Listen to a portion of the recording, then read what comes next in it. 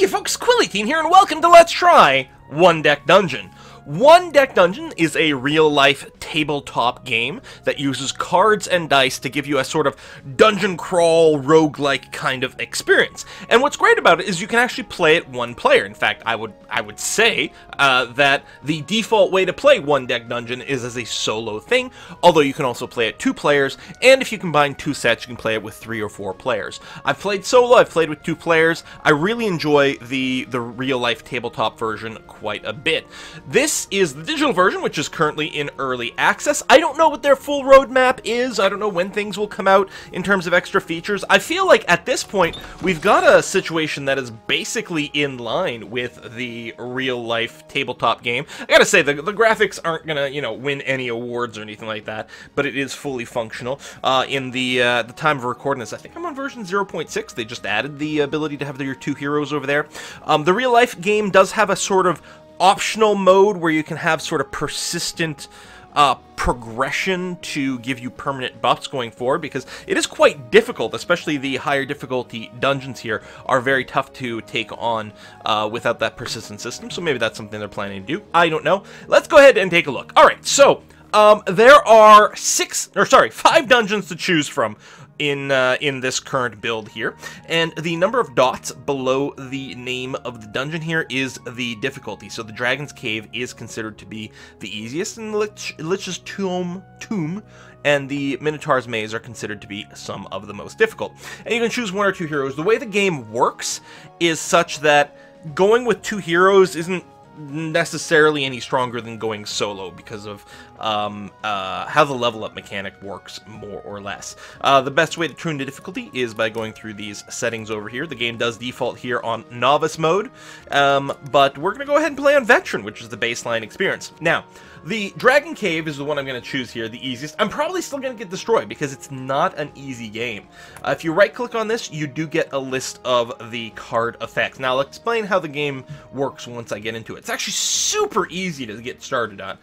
The nice thing about taking a peek at who the what the dungeon effect is you can see if the dungeon weighs more towards combat, or I guess strength-based stuff with the sword, magic-based stuff with this symbol, or agility-based stuff, which are sort of purpley boots. And then, maybe you can choose a character that's appropriate for that. The Dragon's Cave here looks like it's going to have a fair amount of sort of strength and magic, so why don't we go... Oh, and you can flip over this card to actually see the final boss as well, which is going to need a fair amount of agility as well, but probably not as much as the fight and magic. So I feel like the Paladin might be a good choice. But I think thematically getting a Paladin to slay a dragon kind of makes a lot of sense, right? Sure. Let's go ahead and get it started. Again, the visuals of this digital version, not going to win much in the way of awards. The base mechanic of the game in real life is there is a deck, and as you, every turn, you take a certain amount of cards off the top of the deck and put them in the discard pile. And when the deck empties, that's when you are going to descend to the next level of the dungeon. Each dungeon has 3 levels, and right now we're on floor number 1, but you will progress through all those things. My character is currently level 1. This has certain limitations on how many items and skills I can have, and leveling up can also give me bonus encounter, I think they're called hero dice, like they're basically wild card dice or joker dice. I need 6 experience points to level up to level 2 over here. In the middle is the main play field, and the way it typically works, on my first turn, now, we've already spent 7 time over here. The reason is the Dragon's Cave requires us to just burn off 5 time at on our first turn on each floor.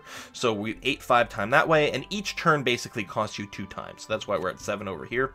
What I'm going to do is click in the middle. This is called exploration. I'm exploring the dungeon, and I have found 4 doors that I can open.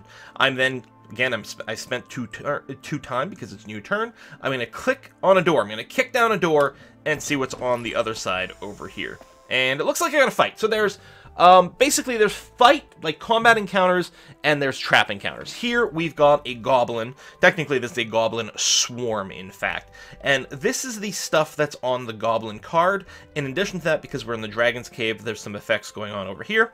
On the card itself, there is the list of loot on the card.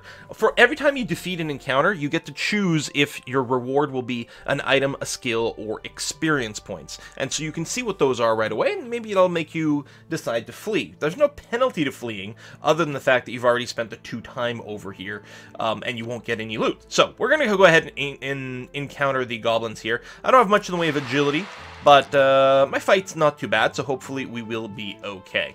So here's my dice pool. I have 3 strength, 1 agility, or they might call it dexterity. I don't remember what the physical card game calls these things. 3 intelligence. Maybe this is it. Strength, dexterity, intelligence. Sure, that seems reasonable. I also have 5 hit points over here. So, but you can see my dice get over here, and if I click, I will roll all the dice, and then it'll go and put them back over here in a nice order. That's not a bad roll at all, actually.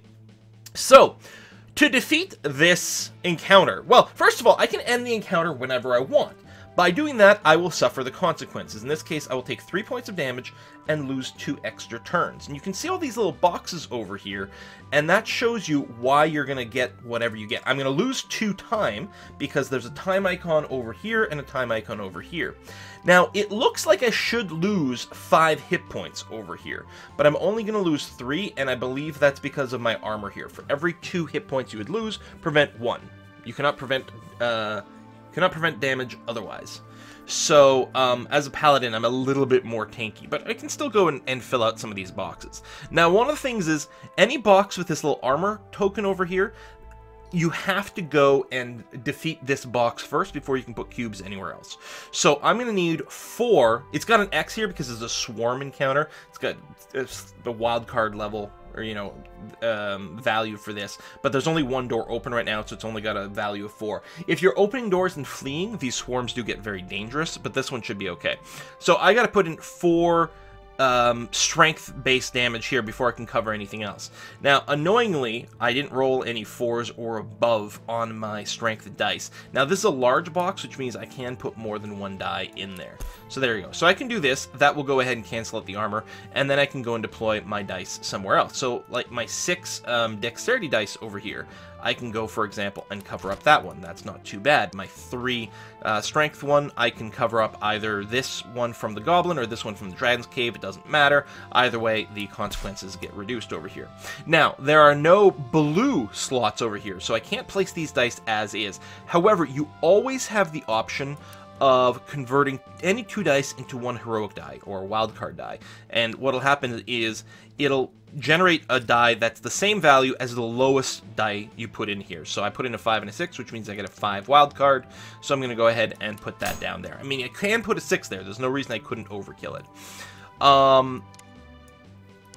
Yeah, in a sense, it's kind of funny. It doesn't actually matter which one of these I cover, because of my armor, I'm still just going to take 1 point of damage. But that's it. I can't do anything else with this extra one. Maybe there was another way to optimize this, but I think we'll have to go ahead and accept that. So I'm going to take 1 point of damage and lose 1 point of time over here. At any point, if the damage tokens on my card equals or exceeds my hit points, I am dead. Now, you do have access to potions. You start the game here with 1 potion. Did I start the game? I guess I must have started the game with 1 potion token. And the only potion I know is this healing potion. Eats 1 token and heals me for 2 or 3 depending on the timing. So it's a little funky. You get these generic potion tokens and you can use them for any type of potion you have quote-unquote identified. They're not assigned to anything in particular. Okay, but now I get to loot this card. I can either take an item, which will give me, in this case, 1 extra combat, 1 extra strength die. I can take this skill, which allows me to convert any blue die with a value of 3 or higher into a heroic die, which I would then roll. I mean, in theory, I could roll, you know, a 1 or a 2, which would be bad, but it's still a wildcard die, which is kind of nice. Or I can just take the XP. Now, there is a limit to how many items and skills you can have equipped. So here, at level 1, I can only have a single item equipped, and I can have up to 2 skills equipped. That does not count my starting skill over here. The nice thing is, if I get another item, that I would prefer to have, I can always convert an existing item into the XP. Basically, this is a card with these 3 things listed on it, so I can sort of shuffle them around if need be. Leveling up is really good, but I may as well take either the item or the skill right now. I think... I don't know if Shimmer Blast is good enough. I don't really need more fight.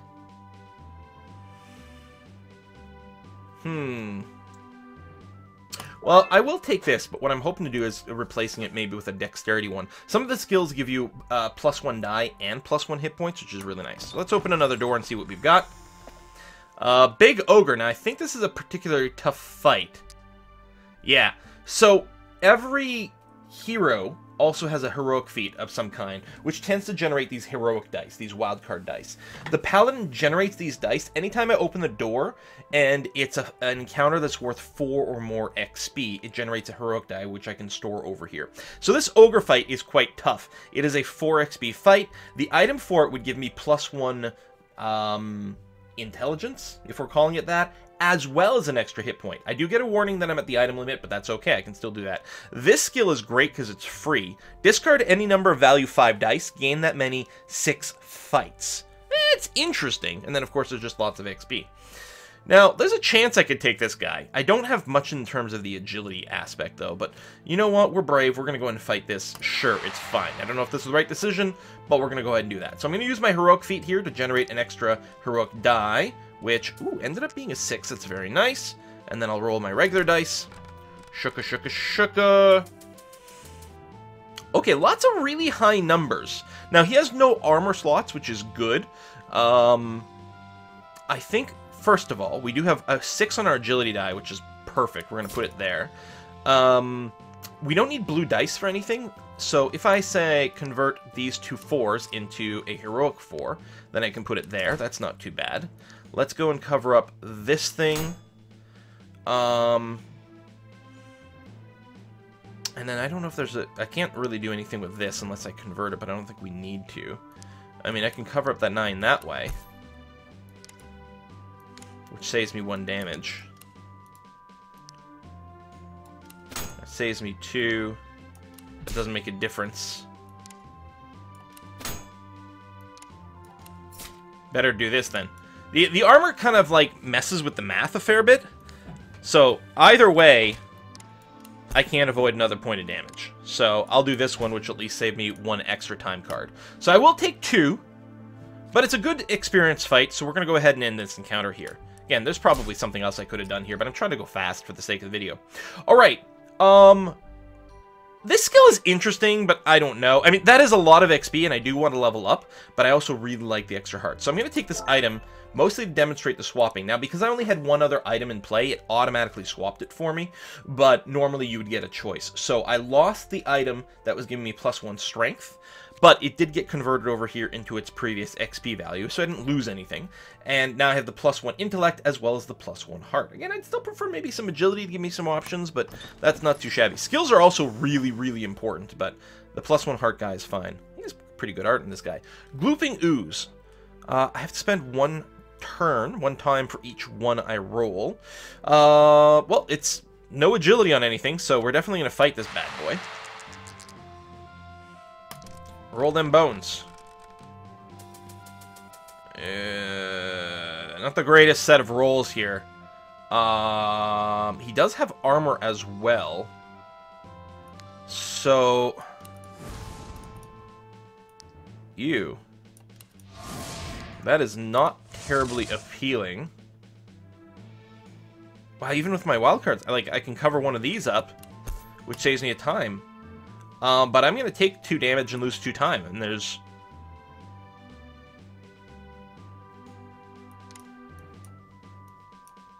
Yeah, that's armor. It's not going to let me do that while the other thing's covered. Like, I don't have 3s to be able to turn into wildcards over here. That's obviously a perfect fit. These 2s are very annoying. If this were a 3, then I'd sack these 2 to, I don't know, do something. Dang. You gotta go there, and yeah, you cover up one of these guys. And that's literally it. Because, yeah, you can't combine these guys. Only in the big boxes can you add more than 1. Alright. So we're going to be sitting at 5 damage out of 6 over here. But I do have a potion. This item won't really change much for me. Because you can see I've got the +1 to mana line. It would set me back to a +1 to combat line, but either way with a heart. Although this one's worth more XP. I could do a little swap here, just to be able to bank the 4 XP, which would actually level me up. We could also unlock a new type of potion. Change 2 of your non-heroic dice to be 6s. That's really good, but we don't have that many potion usages. Okay, tell you what, I'm going to go and do this swap. So luckily I still have 6 HP, so I didn't die or anything. I got enough XP to level up here. So that gives me another potion. I will always have 1 heroic die in each encounter, which is huge. Getting to level 2 early is nice. Now I'm going to use the potion. If you use the potion during combat, then it heals you 2. If you use it outside of combat, it heals you 3. So I'll use it now because I can definitely use the heal. Let's pop this. We're about halfway through floor number 1 here. And it looks like we got our first trap. So these traps work differently than a regular fight. First of all, you've always got 2 options. One tends to be a lower target number, but tends to always require a little bit of time. In addition to that, we still have our cavern thing that we have to deal with. In this case, it's going to be 2. Now, in a trap, notice that there's no color to this square. The reason is the trap will always use exactly 1 skill and 1 skill only. If I try to decipher it, it's going to be an intelligence check, so that's going to need an intelligence die on here. If I try to destroy it, which is faster, I'm going to have to just smash it with my sword. This will also become a sword token. Now, I do have 4 sword dice. So, what's the average? It's 3.5 per. So, the odds are pretty good that 3 dice will be able to do this, destroy it, and I'll have the 1 left over for the armor, because remember I have to do that. I'm going to take the risk. Not great, especially not with the wild card, but I'm going to go for it. I'm going to go to destroy it here. So, because I chose destroy it, I only get to roll my yellow dice. Now, I forgot, I'm level 2, so I do get the heroic die as well. So I think our odds are pretty good. Oh, wow, we rolled huge. Oh, and a very convenient little 2 over there as well. Just crushed it. So we take nothing, we end encounter. Remember, you don't have to defeat the encounter to get the reward. You're just trying to not take damage. Here I could unlock a new type of potion. I actually quite like Clarity here. You use one of your potion tokens, it lets you reroll all your 1s and 2s, and you get a bonus heroic die as well. It's pretty sweet. Now, I can have up to 3 items now, so I could also just take, say, an extra sword token here. Now, we don't really need much in the way of swords, but again, I could swap it out for something else later on. The big question is, do I want to go and unlock a new type of potion? I think I'm just going to take the sword. There we go. And do that. And probably look to replace it with something else later. So, we're going to have to do some exploration here to find some new doors. That does take, a couple of time units. Pop open the next door over here. And we got some sort of ooze monster. What is this? Some sort of undead? Oh, it's a shadow. Fade. Spend 1 turn for each skill you used. Okay. We do need 10 agility to get through this armor, which isn't great. I am going to have the wild card. And I could convert things, but... Oh! Wow. Okay, it's another hit point item. I mean, it's still sword weighted, which is kind of annoying. And I don't have that many magic dice. And without a... You know what? I'm going to flee for now. Doesn't mean I wasted 2 turns, but we're going to try to come back to this guy when we've tweaked things a wee bit. I think we're getting all the harder bosses now. But this guy's a little bit more in line. This would be great to get an agility die over here. So let's go ahead and enter. We're going to fight Frost. Oh, he eats 3 turns right away, which sucks. And because it was an XP 4+ fight, I do get an extra heroic die. And I think I will use it. So let's do that. Ooh, damn, a 1 is pretty bad. And I get this, including the heroic die for my XP. These are a lot of lowish numbers. Which makes me less than happy. Alright, let's do this. I don't need much in the way of yellows. I'm going to do that and that. You're there. You're there. You're there. That's not bad. Hold on. I can... Can I do this? If I take the 5 out of there, we'll be 4 short. Yes, I can. Because I can do these 2 to get a 2 wild card. I can go and do that. that. Now to let me remove the 5, and the 5 can actually go there. I've covered everything up. End encounter with no consequences whatsoever. We get our loot. What is the skill? Now this is free. Lucky Familiar. Reroll one of your dice, or increase one of your dice by 1. That's really good. And the 4 XP is good too to level up. Level 2 is really important. Level 4 gives you a second heroic die, which is nice. I'm going to take this item though. And, alright, I don't actually have to replace anything yet, so I'll do that because I can have 3 items. But yeah, I'm still looking to probably get rid of that sword. I do want to go after this guy, but we'll see if we can kill a little bit more time before we do that. One deck dungeon. Alright, so we got a trap type thing. We get to pick the lock or bash it open. I'm going to go for the bash here, because I have many more smashy dice. I still get my, my heroic die as well. That could have been much better, but we've got our 11. Bam. Done. No consequences. And some more loot. Not going to take that. Really doesn't do anything for me. I'm actually tempted to grab the Shimmer Blast. Let's do it. We don't have any skills yet, so at the very least I got to show them off. Alright, let's pop open this door. If it's a swarm, it'll be annoying. No, it's another trap. Okay. Both options are agility based. Disarm them is much easier. I think either way I end up only taking 1 point of damage because of my armor.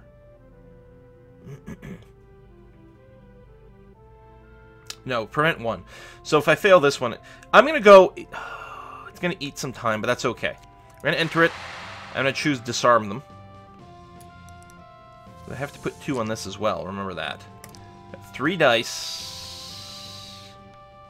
And, yeah, I will in fact fail it, because I can't do that. The Shimmer Blast doesn't help me at all. Oh well. So we take a damage, we lose another time. Now, we're at 0 time! Which means, oh, and I do get to choose my loot, of course. What's this potion here? Oh, spend a potion to get 3 int, like blue dice. It does also, whenever you unlock a potion, it does also give you 1 extra potion token, which is pretty good. I mean, we already have a fair amount of mana, so I don't know if that's critical. But I kind of like the extra potion token. I think I'm just going to grab it for that. So, now because the deck is empty, I've got the choice of descending right away or staying on floor 1. Whenever you spend time on a floor, it puts a token on the stairs. And when you do descend, for every 3 tokens on there, you take 1 point of damage. It is rounded down, so if there's 2 tokens, you don't take any damage. And this is probably a dumb thing to do, but I'm going to go ahead and stay here. If I can get a clean fight out of this guy, I won't take any damage. You know what? Let's potion right now, because it'll bring me to exactly 0. Which I like. Boom. Fully healed. And that doesn't take any time. So we'll take on the Shadow here. Roll all of our dice. We do have the Shimmer Blast. Which isn't worth using. Because we have the 3 for this, and we have that. We don't have anything for the 4, because I'm probably going to have to use the wild card to fill this in. Unless I want to convert something else. I don't think so. I think it's got to be that, and that, and that, and that. I can't wild card a 4.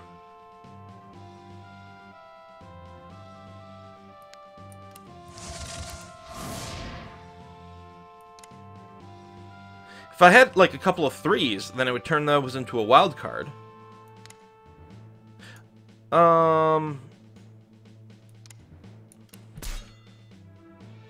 No, it's in exactly the same situation.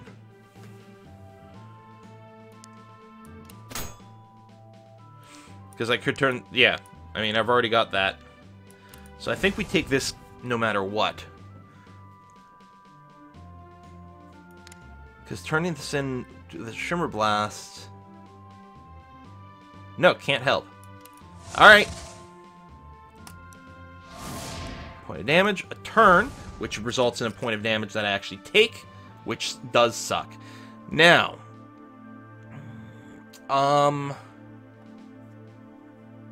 The heroism's not bad.